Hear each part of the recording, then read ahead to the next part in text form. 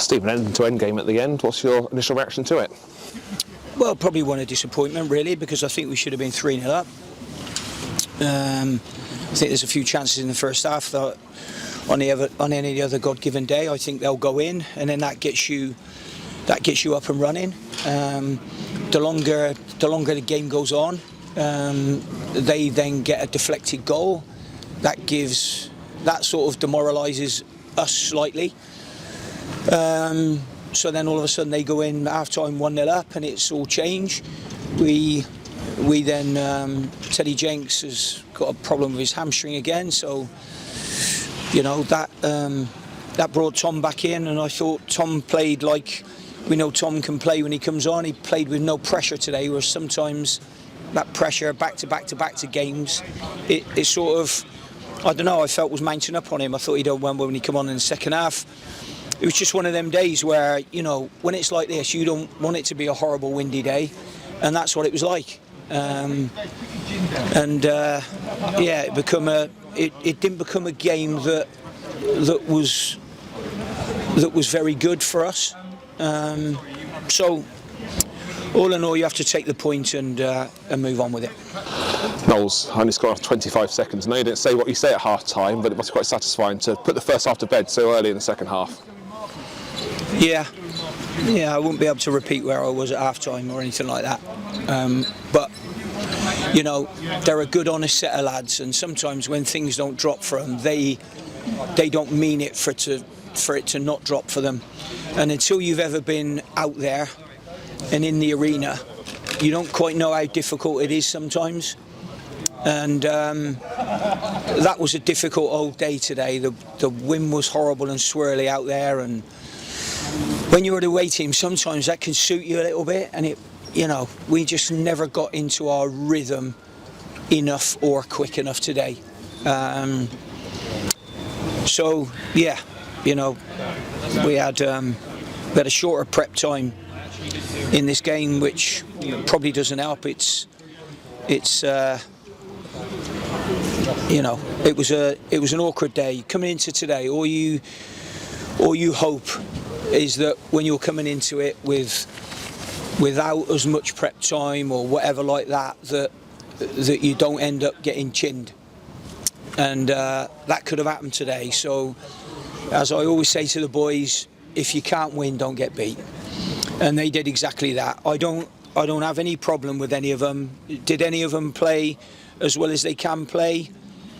Probably not. I thought Jordan Moore-Taylor was outstanding today from start to finish.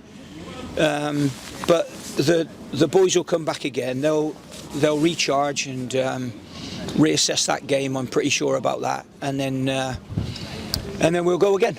Yeah, I think the defence did really well, and in this one, man of the match, Jordan Moore-Taylor said, well, Robson with some fantastic goal line saves as well. Jamie Robson? Yeah, wasn't there 2 goal line saves? Yeah, there was one on this corner, wasn't there? Yeah. What, going in?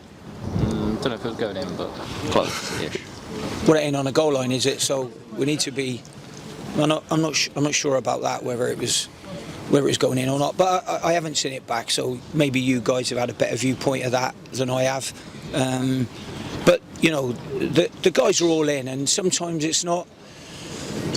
As I said to him, sometimes and it certainly wasn't today. The game's not all sunshine and rainbows. Sometimes it's like it is today, and the boys are good. I haven't really got any issues with them today. They're a great bunch. I enjoy working with them. We probably would have been better off had we got our noses in front. I think if that would have happened, I think we would have gone on and got the second goal, and then when they scored, it means that everything has to be perfect out there, and it's not going to be on a day like this. And what we have to assess sometimes is, some of our younger players and young men is, it's not going to be a perfect day every day. It's not going to be like that.